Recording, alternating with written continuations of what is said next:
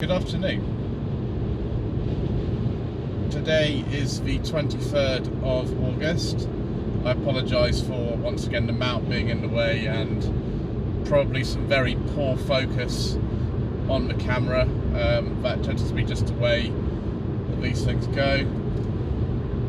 Back in November last year, I made a video about the Bristol clean air zone, which we'll get into in a little while, but it's something that has been postponed. There's also a low emission zone in Leeds that's been postponed, and really quite a few things of this nature have been sort of reduced because of what's going on. Just have the lane keeping assist there, which I will turn off because I don't need that currently. And here we are, just joining the M32 from the M4 heading towards Bristol, so we'll get to see, hopefully towards the end of this journey, we might see a bit of the city that's actually proposed to be part of a clean air zone. Now, the Bristol clean air zone is not the same at all as the London ultra low emission zone. The London ultra low emission zone is somewhere where no matter what status your car has in terms of emissions, you can pay to, sort it out if your car's not compliant. The difference in the Bristol clean air zone is that it's actually a ban, and you're not allowed to bring a non-compliant vehicle into the area unless you want to be fined. So the Bristol clean air zone, and there are a few actual kind of areas that are being considered for it, is an outright ban on diesel petrol cars and vans between 7 AM and 3 PM all week, not just for the weekdays, it's weekends as well.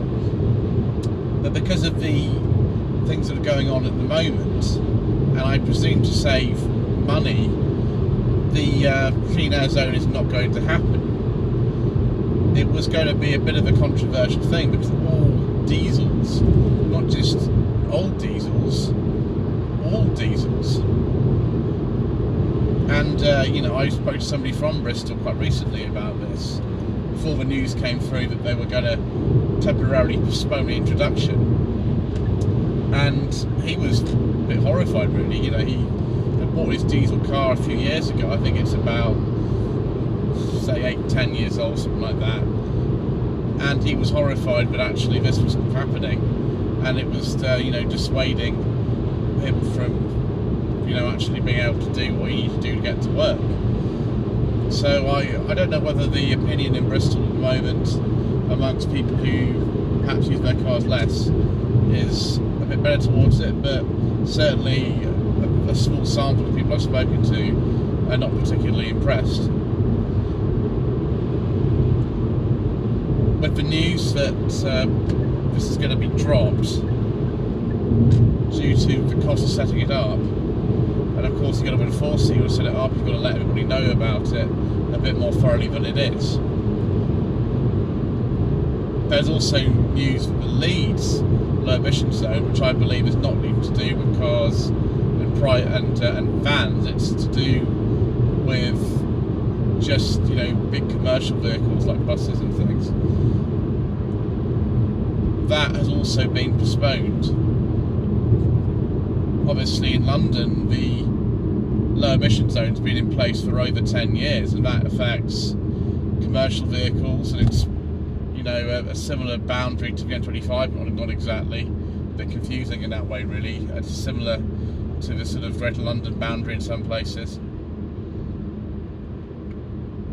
Here we are doing 40 miles an hour on what's a motorway, which I think is a bit silly, but there we go. And we might see a bit of Bristol if the autofocus doesn't keep misbehaving itself. Just give that a bit of a wipe. Perhaps we might get something else. There we go, that might be a bit better.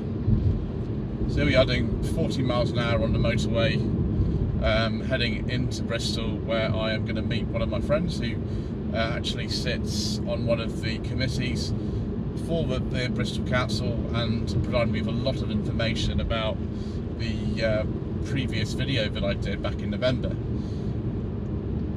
So we'll be keeping going down here for a little bit.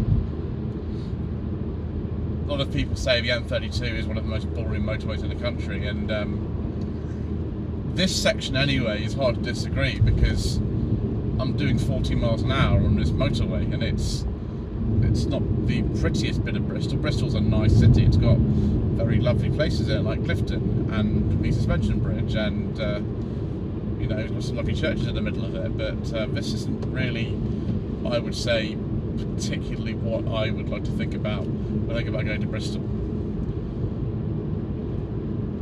So the ultimate emission zone in London, just for those of you who aren't aware of it, I'm sure most of you are, that came in April 2019 and occupies the same boundary as the congestion charge zone.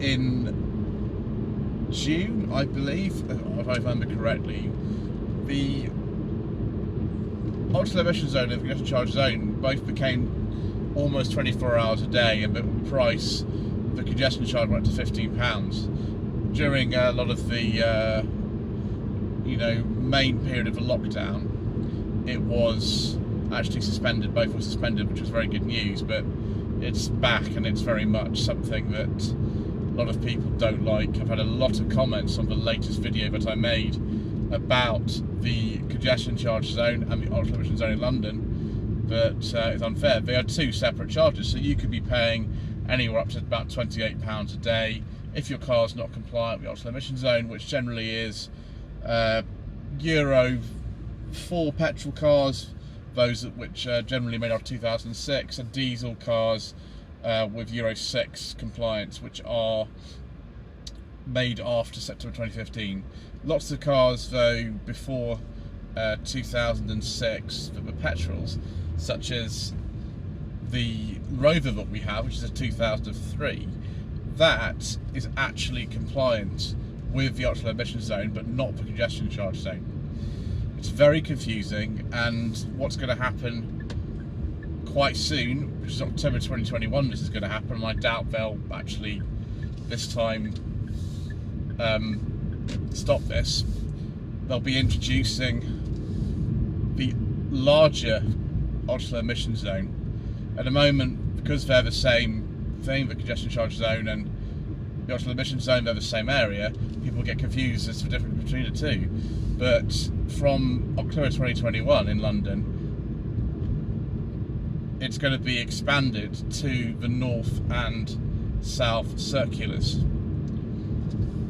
which yeah, it's going to be a huge area. It's not, so you won't be paying a congestion charge, but if your car isn't compliant, if it's not a Euro 4 or later petrol, or Euro 6 or later diesel, then you'll be paying £12–13 a day for the privilege of driving around within the north and south circular.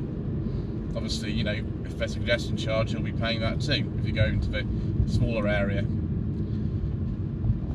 Now, residents do get, I think, a 90% discount. My cousin Jim lives in Chiswick. You've probably heard me speak about him in a couple of videos, and he is looking forward to his exemption because he actually has a van which is a 2013, I think, and it's a diesel, and so he won't be able to drive that anymore unless he gets this discount. I think he gets a discount on 90% or 100% until 2023. Don't quote me exactly on that, but that seems to be the case. I think we're actually in an area here, what's this, Templegate. I think this is within what was going to be the clean air zone, so this would have been within part of it. I'll have to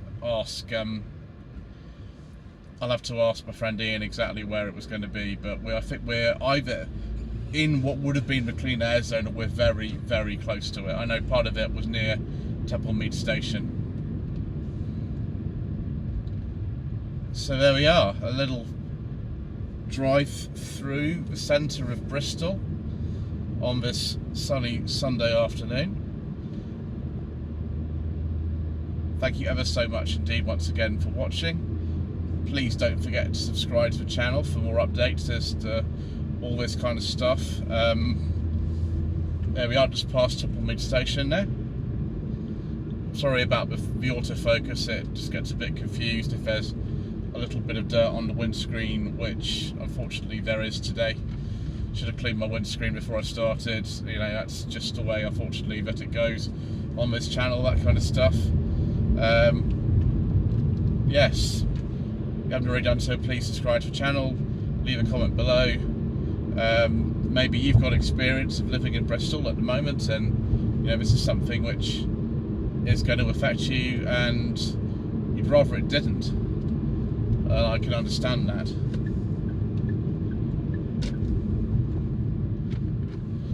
I've got a website, www.lloydvehicleconsulting.co.uk, if you wish me to the source of car for you. I've also got a Facebook page, facebook.com/Lloyd Vehicle Consulting.